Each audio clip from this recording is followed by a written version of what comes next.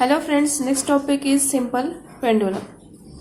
The simple pendulum SHM she related आहे. तो SHM कसा असतो काय असतो ते आपण या व्हिडिओमध्ये पाहणार आहोत.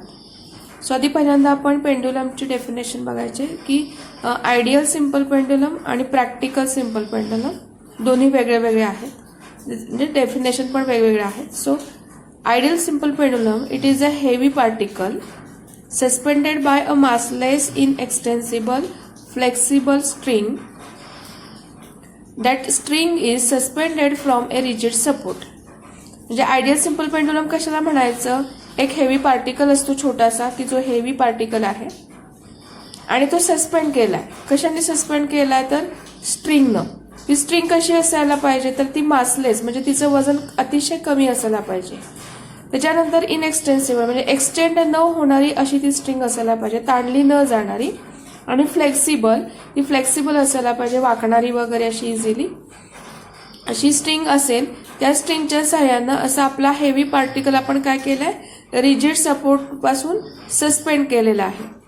अशी जी असेंब्ली असते त्याला आपण आयडियल सिंपल पेंडुलम असं म्हणणार. म्हणजे इथे जर आपण बघितलं तर हा रिजिड सपोर्ट आहे आणि आपला हा हेवी पार्टिकल आहे आणि तो अशा एका स्ट्रिंगला च्या सहाय्यानं रिजिड सपोर्टला सस्पेंड केलं. आणि ही स्ट्रिंग कशी आहे, मासलेस, त्याच्यानंतर इनएक्सटेन्सिबल अँड फ्लेक्सिबल अशी टोटल असेंब्ली म्हणजे काय झालं, तो आयडियल सिंपल पेंडुलम. दुसरा पेंडुलम आहे तो कुठला आहे तर प्रॅक्टिकल सिंपल पेंडुलम.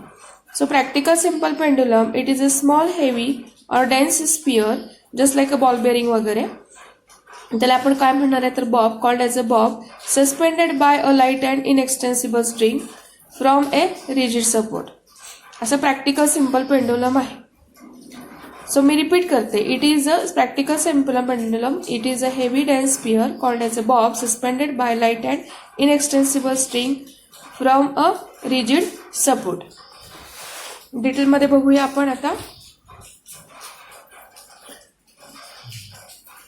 तर इथे बघायचंय की हे जे डिस्टन्स आहे रिजिड सपोर्ट पासून हा जो आपला पार्टिकल आहे, हेवी पार्टिकलचं सेंटर, ह्या पार्टिकलला इथे स्मॉल आर आहे बघा, त्याचा स्पियर आहे, त्याचा रेडियस म्हणजे स्मॉल आर आहे.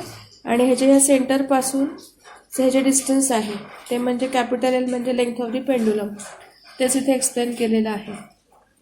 The distance between the point of suspension and centre of a gravity of the bob. बॉबची सेंटर ऑफ ग्रॅव्हिटी तिथून आणि पॉइंट ऑफ सस्पेन्शन पासून ह्याच्यामधलं जे डिस्टन्स आहे that distance is called as a length of the pendulum. Small m be the mass of the bob and t dash आहे बघा इथे, t dash be the tension in the string. ते इथे diagram मध्ये दाखवलं आहे. String मधलं जे टेन्शन आहे ते टी डॅश आहे. So T dash be the tension in the string. The pendulum remains in equilibrium in the position OA. ही जी OA आहे ही कसली पोझिशन आहे तर इक्विलिब्रियम पोझिशन.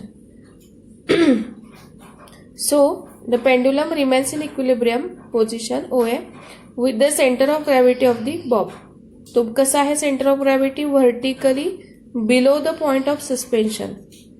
हा जो पॉइंट ऑफ सस्पेन्शन ओ आहे त्याच्याबरोबर खाली आपल्या बॉबचं सेंटर ऑफ ग्रॅव्हिटी इथं आहे. ठीक आहे. So if now the pendulum is displaced through a small angle theta called as angular displacement. म्हणजे आपण काय करायचंय, या बॉबला थोडंसं इकडं घ्यायचंय म्हणजे इथे स्ट्रिंग व्हर्टिकलशी थिटा एवढा अँगल करेल.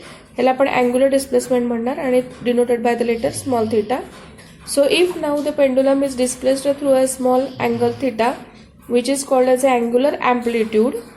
Theta ला इथे काय म्हणायचंय, angular amplitude, and released it begins to oscillate on either side of the equilibrium position. हा असा equilibrium positionच्या either side ला oscillate होणार आहे in a single vertical plane. We shall now show that the Bob performs SHM. हे आपण आता काय दाखवायचे, बॉब काय परफॉर्म करतो, SHM above mean position for small angular amplitude theta. In displaced position म्हणजे आता जेव्हा आपण बॉबला इकडे घेतलेलं आहे त्याला डिस्प्लेस्ड पोझिशन म्हणायचं. ह्या पोझिशनमध्ये जे वेट आहे ते व्हर्टिकली डाऊनवर्ड डायरेक्शन, टी हे जे आहे ते स्ट्रिंगमधलं टेन्शन आहे आणि वेट एम जी, बॉबचं वेट एम जी मास आहे इंटू स्मॉल जी म्हणजे acceleration due to gravity small G येतो. आता हा जो एम जी आहे तो दोन कंपोनंटमध्ये रिझॉल्व्ह केला आहे. एम जी साईन थिटा म्हणजे इथं हे एक्स आहे आणि m g cos theta balance is this tension t dash, मग तेच इथे सांगितलेलं आहे. So in the displaced position two forces are acting on the bob. कुठल्या पहिला फोर्स म्हणजे टेन्शन टी डॅश, हा एक फोर्स ॲक्ट होतोय directed along the string towards the support. And second कुठला फोर्स आहे तर वेट एम जी आहे in the vertically downward direction. So at the extreme positions there should not be any net force along the string. The component of mg can only balance the force due to the tension. Thus, weight mg is resolved into two components. mg आहे ते दोन component मध्ये resolve करायचे. mg cos theta along the string balanced by the tension t dash and another component mg sin theta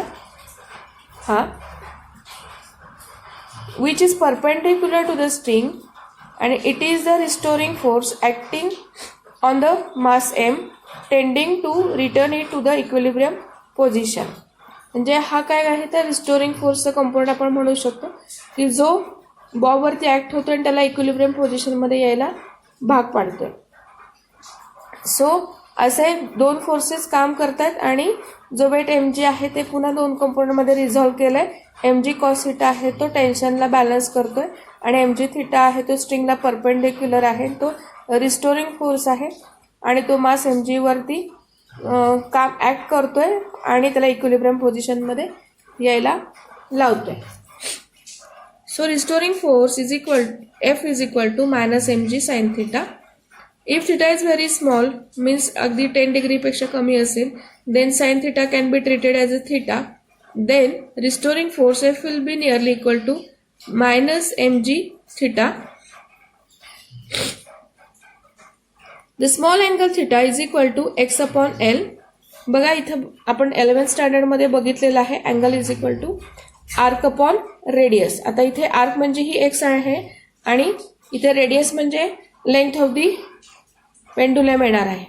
according to that formula theta will be equal to X by L. त्यामुळे थिटाची value इथे substitute केलेली आहे. F is equal to minus M G x by L.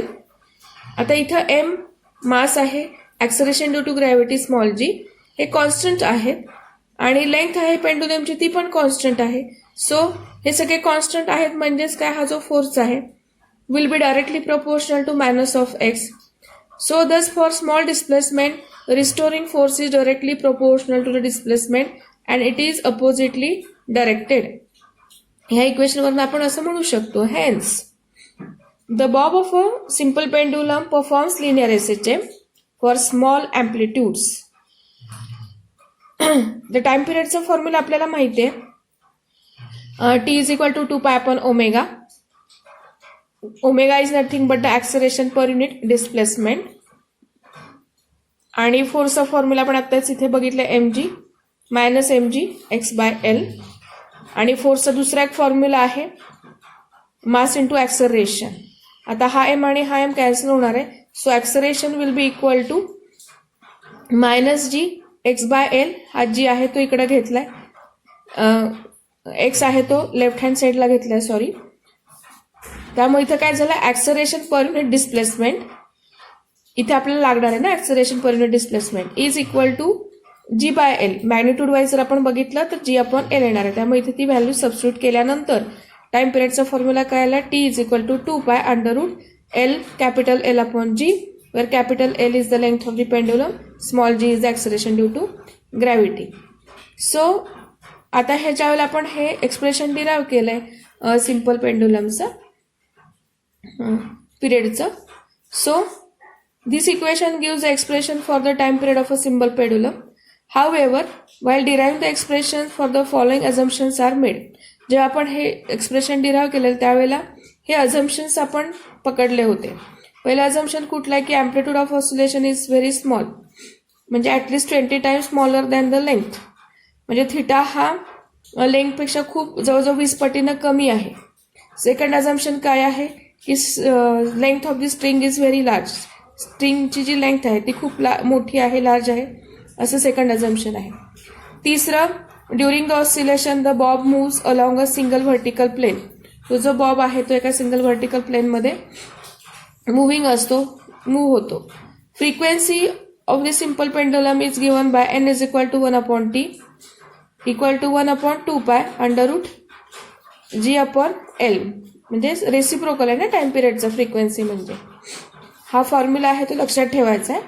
So from the equation 5.28 म्हणजे time पिरियडचा हा जो formula आहे आपण याच्यावरनं रूल्स पाहू शकतो किंवा लॉज आहेत ते बघा. टाइम पिरियड हा directly proportional to square root of the length, time period inversely proportional to square root of the acceleration due to gravity.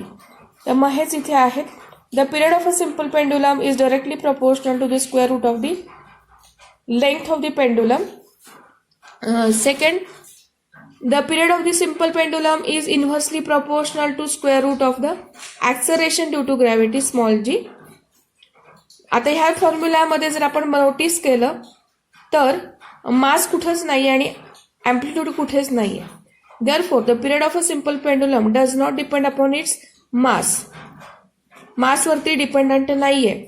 And secondly the period of the simple pendulum also does not depend upon its amplitude, कारण ह्या फॉर्म्युल्यामध्ये amplitude पण नाही आहे. Small अँप्लिट्यूडसाठी हे लागू होतं. So mass आणि small अँप्लिट्यूडसाठी अँप्लिट्यूडवरती टाइम पिरियड डिपेंडंट नाही आहे, इंडिपेंडंट आहे. So these conclusions are also called as the laws of the simple pendulum, म्हणजे हे जे 4 कन्क्लुजन्स आहेत त्यांना लॉज ऑफ सिम्पल पेंडुलम असंही म्हटलं जातं.